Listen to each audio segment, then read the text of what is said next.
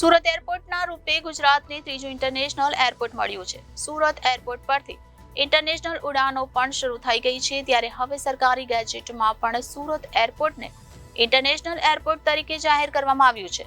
Surat airport પરથી હાલ Dubai અને શારજાહની ફ્લાઇટ શરૂ કરાઈ છે. આવનારા દિવસોમાં અન્ય દેશો માટે પણ સુરત એરપોર્ટ પરથી ફ્લાઇટ ઉડાન ભરશે તેવી શક્યતાઓ જોવાઈ રહી છે. સુરત એરપોર્ટને ઇન્ટરનેશનલ એરપોર્ટનો દરજ્જો મળ્યો છે. પીએમ નરેન્દ્ર મોદીની અધ્યક્ષતામાં મળેલી કેન્દ્રીય કેબિનેટની બેઠકમાં આ નિર્ણય લેવામાં આવ્યો હતો. ત્યારબાદ હવે સરકારી ગેજેટમાં પણ સુરત એરપોર્ટને ઇન્ટરનેશનલ એરપોર્ટ તરીકે જાહેર કરવામાં આવ્યું છે. તમને જણાવી દઈએ કે ગુજરાતના અમદાવાદમાં સરદાર વલ્લભભાઈ પટેલ ઇન્ટરનેશનલ એરપોર્ટ છે.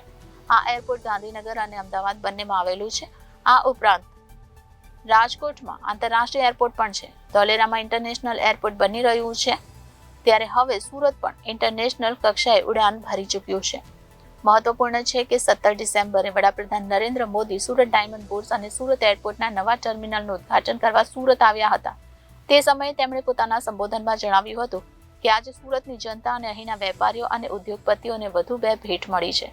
ડાયમંડ બુર્સની સાથે આજે જ સુરત એરપોર્ટના નવા ટર્મિનલનું ઉદ્ઘાટન કરવામાં આવ્યું છે અને બીજી મોટી વાત એ છે કે હવે સુરત એરપોર્ટને ઇન્ટરનેશનલ એરપોર્ટનો દરજ્જો મળ્યો છે. હું સુરતના લોકોને, ગુજરાતના લોકોને આ અદ્ભુત ટર્મિનલ અને આંતરરાષ્ટ્રીય એરપોર્ટ માટે અભિનંદન આપું છું.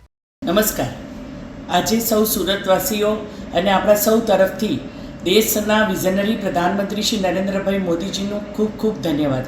આજે સુરતને એક આંતરરાષ્ટ્રીય હવાઈ અડ્ડા જાહેર કરવા બદલ એમને ખૂબ ખૂબ ધન્યવાદ આપીએ.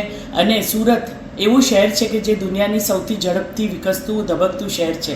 આ શહેરની જરૂરિયાતોને ધ્યાનમાં રાખીને અહીંયાના ઉદ્યોગ વેપાર ધંધાને વેગ મળે એના માટે હીરા ઉદ્યોગ હોય, ટેક્સટાઇલ ઇન્ડસ્ટ્રી હોય, જરી ઉદ્યોગ હોય કે આંતરરાષ્ટ્રીય કક્ષાના બિઝનેસ માટે અને જે ઇન્ડસ્ટ્રીયલ બેલ્ટ છે, અનેક કંપનીઓ અહીંયા છે, રિલાયન્સ, હજીરા, ઓએનજીસી, આ બધાને જ વેગ મળે એના માટે જે સુરત અને આંતરરાષ્ટ્રીય હવાઈ અડ્ડા તરીકે જે જાહેર કરવામાં આવ્યું છે તે બદલ ખૂબ આનંદ અને હર્ષની લાગણી અનુભવ કરું છું. અને પ્રધાનમંત્રી શ્રી નરેન્દ્રભાઈ મોદીજીની એમની ટીમનો, એવિએશન મિનિસ્ટ્રીનો સૌનો ખૂબ ખૂબ આભાર માનીએ કે આ જ રીતે 2047ની અંદર જે વિકસિત ભારતની આપણે સંકલ્પ કર્યો છે, આ કર્તવ્યકાળની અંદર જે કહ્યું તે કર્યું અને એની સાથે સાથે આત્મનિર્ભર ભારત બનવા માટે અને ભારતને વિશ્વગુરુ બનવા માટે જે સંકલ્પબદ્ધ છે એને આ નિર્ણયથી ખૂબ આ પ્રક્રિયામાં વેગ મળશે. તો ફરીથી આપણા વિઝનરી પ્રધાનમંત્રી શ્રી નરેન્દ્રભાઈ મોદીજીનો ખૂબ ખૂબ આભાર.